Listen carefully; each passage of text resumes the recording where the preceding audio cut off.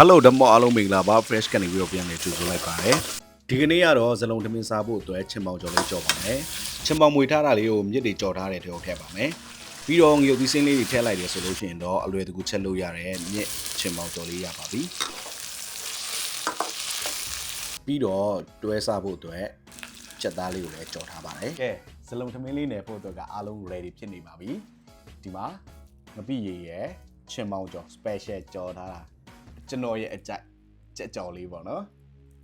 တို့ဆရာကတော့အိမ်မှာရှိတဲ့ဟာလေးပဲတို့ဆရာဖြစ်ထားလိုက်တယ်ကဲစပြီးတော့နေပါတော့မယ်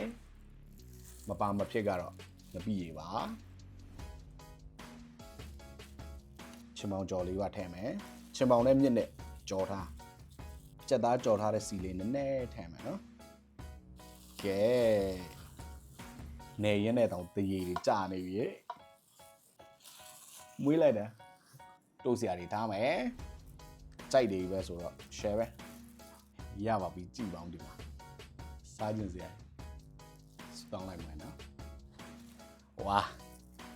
ကြက်ကြော်လေးနဲ့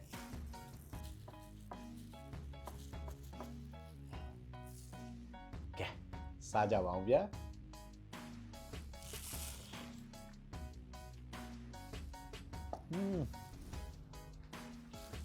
စားလို့တကယ်ကိုကောင်းတာပဲ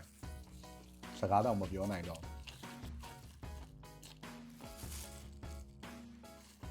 အရသာတော့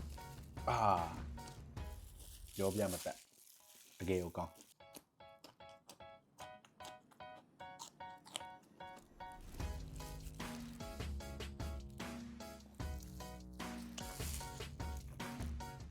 ဟင်းမရှိတော့ရေတွေချမ်းလေးနဲ့ပဲ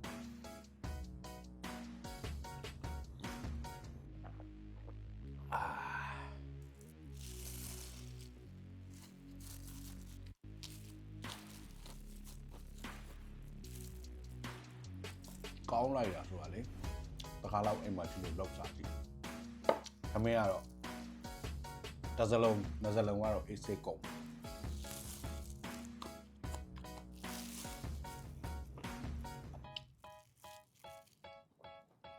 လုံးဝခမင်းမြင်တဲ့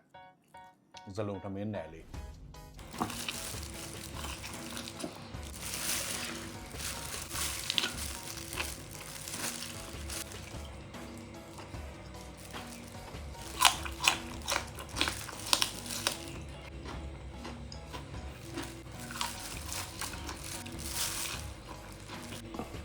ကုန်သွားပါပြီ